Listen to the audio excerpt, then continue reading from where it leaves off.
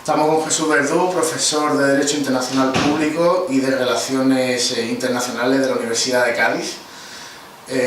Vamos a hacerle una entrevista sobre la cuestión del derecho internacional público y su desarrollo dentro del marco de los conflictos internacionales. En este caso vamos a empezar preguntándole sobre la incidencia real del derecho internacional en la vida de los ciudadanos de Europa y del resto del mundo. Muy bien, buenos días. Vamos a ver. El derecho internacional muchas veces pasa desapercibido, pero es uno de los grandes instrumentos que definen al hombre en su función de civilización. Algunas veces planteamos cuál es la gran aportación del hombre, cuál ha sido el mejor invento del hombre en su historia. La rueda, el fuego, Internet. Bueno, yo me inclinaría a que sea el derecho y el derecho internacional. ¿Por qué? Porque es lo que nos transforma realmente a lo que somos, a un conjunto organizado, civilizado, con unas reglas jurídicas que intenten proteger a los más débiles frente al más fuerte, el que establezca unas pautas en definitiva de comportamiento que definen lo que somos, la civilización humana. Por lo tanto, estimo que es de vital importancia el funcionamiento de unas reglas jurídicas como son las que proporciona el derecho internacional. Sin él, realmente pues nos veríamos quizá abocados a conflictos, enfrentamientos, como ha sido la historia de la humanidad durante muchos miles de años, ¿no? Luego también nos encontramos con desarrollos particulares regionales del derecho internacional, caso de la Unión Europea, que ahora mismo está viviendo grandes tensiones, y también hay un proceso de unificación, también con tensiones en América Latina con el Mercosur. Eso, ¿qué desarrollo del derecho internacional va a generar? ¿Genera un precedente? ¿Va a tenderse a unirse todo el derecho internacional de esta manera? ¿O si no son simplemente anécdotas históricas? No, vamos a situarnos en un contexto. El derecho internacional es el proceso de un fruto de evolución muy complejo, cuyos pequeños avances necesitan muchísimo tiempo. Ha habido unos avances muy interesantes que han establecido marcos multilaterales a través de una hegemonía responsable de, por ejemplo, los Estados Unidos en cierta época, estoy refiriéndome a Clinton o Obama, que han permitido marcos multilaterales de un funcionamiento coherente del sistema internacional. Lo podemos ver como ejemplos con la puesta en marcha de los tribunales penales internacionales después de la Guerra Fría y la caída de la Unión Soviética, como un avance importante hacia un proceso de integración, o la puesta en marcha de mecanismos multilaterales de lucha contra el cambio climático. En este sentido, Europa ha dado un paso mucho más avanzado de integración a través de un proceso muy innovador, original, muy valiente, en el que es capaz de renunciar a parcelas, los estados renuncian a parcelas de ejercicio de la soberanía para así afrontar los retos que derivan de un mundo globalizado extremadamente complejo, ¿verdad? Bien, ahora, en la actualidad, ¿qué estamos viviendo? Un proceso de repliegue. Lo estamos viendo en el marco internacional y estamos viendo en la Unión Europea. ¿Qué significa el Brexit? El repliegue de ese proceso innovador en el que los estados están dispuestos a ceder su soberanía para no solo afrontar mejor los retos de futuro, sino incluso prevalecer ciertos valores, el Estado de Derecho, el respeto de los derechos humanos. Eso es realmente la Unión Europea, no es solo la pacificación de un continente, de que por sí es importante, los éxitos económicos y comerciales, es realmente la protección de unos valores. Bien, el Brexit significa el retroceso de ese proceso de involución, el repliegue hacia formas identitarias de soberanía nacional por encima de mecanismos multilaterales de integración. Y es muy triste que esto, en vez de todavía buscar nuevas fórmulas de desarrollo y de integración, estemos viviendo tiempos de repliegue en fórmulas identitarias, muchas veces excluyentes, y que buscan su acomodo en el viejo postulado de la soberanía nacional. Y esto lo estamos viviendo en la Unión Europea, pero también lo estamos viviendo en el marco internacional, sobre todo desde la llegada de Trump al poder en Estados Unidos, que es el máximo exponente, un paradigma del populismo excluyente, que busca replegarse sobre su identidad nacional, sobre su soberanía. Eso explica, por ejemplo, la salida de Estados Unidos del Acuerdo de París, que es un marco multilateral de lucha contra el cambio climático, el situar los intereses americanos en primer lugar, por encima de los intereses comunes que todos compartimos. Lo estamos viendo también como los avances, por ejemplo, de la Corte Penal Internacional están sufriendo, en vez de ser una institución que va creciendo y aumentando su universalidad, es al revés. Hace poco se salió Burundi, no es que sea realmente importante Burundi como Estado, pero sí es importante el hecho de que un Estado se haya salido. Lo normal era que estemos en un proceso de incorporación de nuevos Estados, que vayan dotando a la Corte Penal Internacional de una mayor universalidad. Es al revés, tiene mayores desafíos. La salida de Burundi lo que manifiesta es la extrema vulnerabilidad de ese instrumento magnífico de lucha contra la impunidad, y necesitamos que se desarrolle. Entonces estamos viviendo tiempos muy complejos, y yo diría de deshacer algunos pasos que la comunidad internacional ha dado de manera paciente y que han necesitado muchísimo tiempo, desde después de la Segunda Guerra Mundial, para consolidar la Corte Penal Internacional, etcétera, etcétera.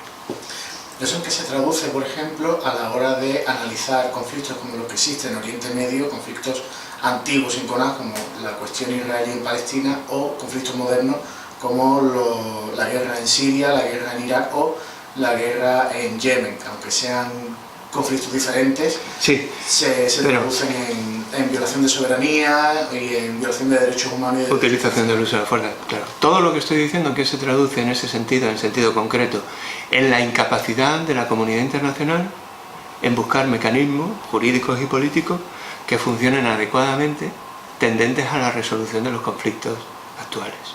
Y la incapacidad de resolver los ya existentes, y sobre todo, y quizás sea lo más peligroso, el mensaje de que la comunidad internacional es extremadamente débil, que no va a ser capaz de intervenir, por lo tanto, de alguna manera, pues envalentona a aquellos actores que existen desafortunadamente para adoptar medidas que en otro contexto no realizarían, ¿verdad? Hacer el uso de la fuerza lo estamos viendo en Myanmar respecto de la minoría rohingya, lo estamos viendo en Oriente Medio, lo estamos viendo en la Rusia de Putin, en la que están tomando decisiones que no se entenderían si hubiera marcos multilaterales más efectivos de solución, prevención de conflictos. Eso significa que el derecho internacional y sus organismos han sido sustituidos por la fuerza de potencias que realmente tienen la influencia y la capacidad de realizar actos de violación de derechos humanos. Sí, no se han sustituido del todo. Afortunadamente esos mecanismos internacionales subsisten, pero son extremadamente débiles, y lo que estamos presenciando estos días es su altísima vulnerabilidad por la incapacidad para actuar. Y realmente esto facilita violaciones del derecho internacional, violaciones masivas de derechos humanos, comisiones de genocidio, etcétera, etcétera. Eso también se traduce en que los estados que son afines a estas grandes potencias, que tienen la capacidad de adaptar, ¿no?, el derecho internacional o adaptar la situación internacional a su conveniencia, pues tengan cierta carta blanca a la hora de realizar ciertas acciones en contra de los derechos humanos que otros países que no tienen ese paraguas ni esa protección. Sin duda alguna. Ese es el mensaje. Si yo soy aliado del poder y el poder prevalece sobre el derecho, pues entonces me va a cubrir mi actuación. Voy a invadir, voy a fusilar, voy a callar, voy a reprimir, porque voy a salir impune. Hay espacios de impunidad que van creciendo en estos desafíos. El siglo XXI afronta desafíos muy complejos que no se pueden resolver con los instrumentos del siglo XX, que empezamos a diseñarlo a final del XX y del XXI, y principio, perdón, del XXI, pero nos encontramos en una situación de enormes desafíos en la comunidad internacional, muy complejos, en los que la comunidad internacional está demostrando que es incapaz de una forma institucionalizada hacerle frente, y estamos viendo la recuperación de intereses estatales y soberanos por encima de intereses generales. También la irrupción en el panorama internacional de estados como China, que no tienen un desarrollo de los derechos humanos normal, o lo tiene de fase embrionaria, o directamente no los tiene. Su poderío económico, su influencia en América Latina o en África, o incluso en zonas como los Balcanes o Oriente Medio, están también moviendo la balanza hacia una mayor falta de respeto al derecho internacional y los derechos humanos. Sí, vamos a ver, es mucho más complejo, y la emergencia de China como poder emergente presenta múltiples vertientes, ¿verdad? Y es muy complicado analizarlo, porque a diferencia de Estados Unidos, que ha desempeñado el papel hegemónico y ahora se está replegando, China actualmente desempeña un papel hegemónico, pero no global, sino en la defensa de sus propios intereses. Y algunas veces acepta las reglas internacionales, por ejemplo en el marco de la Organización Mundial del Comercio, cuando conviene a sus intereses financieros, económicos y comerciales, y otras simplemente desatiende las estructuras del derecho internacional, como lo estamos viendo respecto de su actitud en el mar de China, o su desprecio al derecho internacional del mar en el caso de las islas Spratly, etcétera, ¿no? En la que no tiene ningún pudor en intervenir transformando arrecifes en bases militares con un enorme costo ambiental, desafiando las normas internacionales en juego para consolidar su estrategia de defensa de sus intereses en el Pacífico. China es realmente muy complejo, está definiendo su papel en el mundo como gran potencia y puede desempeñar todavía un papel muy importante, por ejemplo en la lucha contra el cambio climático, aliándose con la Unión Europea. Pero bueno, vamos a ver, todavía hay enormes incertidumbres presentes y evidentemente respecto a su política interior tiene muy claro que no va a acatar los principios básicos de protección de derechos humanos tal y como la sociedad internacional los ha puesto en marcha en principio, ¿no? Uno de los principios básicos del derecho internacional público es el respeto a la soberanía de los estados. Por ejemplo, en el caso de Oriente Medio, en el caso sirio, nos encontramos con que países como Israel viola la soberanía aérea realizando ataques aéreos a enclaves del ejército sirio, o países como Arabia Saudí, Qatar, Kuwait o los Emiratos Árabes Unidos, Turquía incluso, han participado en la financiación y en el entrenamiento de grupos yihadistas que se han ido plantando de forma en sucesivas oleadas, ¿no? Al-Nusra, Estado Islámico, ahora HTC. ¿Cómo se traduce eso en el marco del derecho internacional? ¿Existirán castigos para los países por estas violaciones o no? No, claramente no. Por ahora el estadio de desarrollo del derecho internacional es que el fuerte, el poder, está por encima del derecho. ¿Esto es del todo así? No, esto hay que matizarlo. Pero las circunstancias actuales que estamos viendo en Oriente Medio, el poderoso se impone sobre el derecho internacional. Las normas de derecho internacional humanitario, por ejemplo, son muy claras, las convenciones de Ginebra. Bien, hemos visto cómo no ha habido ningún pudor por parte de Rusia para bombardear hospitales en Siria.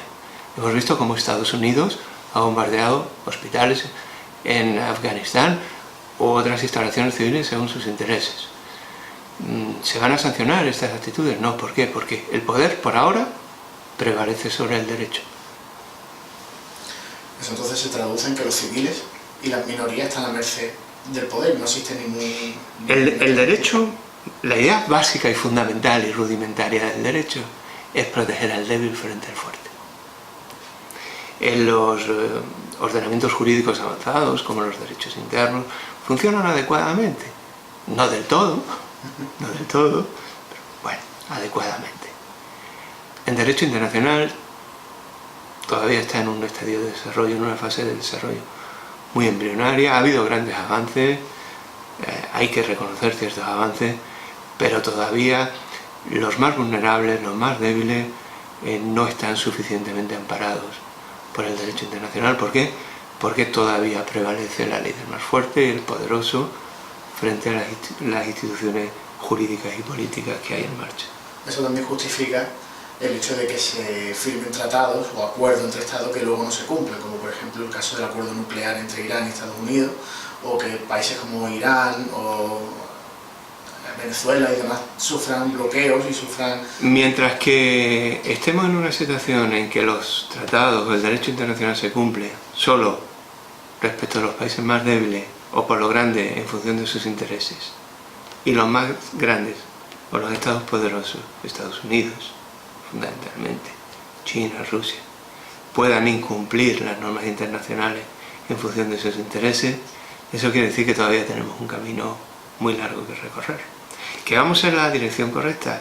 Bien, pero algunas veces, como la que estamos viviendo ahora en 2018, la dirección correcta está en una fase de retroceso en materia de protección de derechos humanos a nivel internacional, en el mundo, de consolidación de la paz, de prevención de conflictos, de integración, de cumplimiento de normas internacionales, derecho internacional de medio ambiente, lucha contra el cambio climático. Por ahora estamos perdiendo esas luchas. Espero que el proceso siempre sea de avance a pesar de las dificultades que estamos presenciando estos días, ¿no? Y para terminar, ¿hay futuro en el derecho internacional? ¿Hay futuro dentro de una comunidad internacional más fuerte que pueda contener... Yo soy optimista porque todo esto lo tenemos que poner en una perspectiva. Y nosotros somos la herencia de un largo pasado histórico.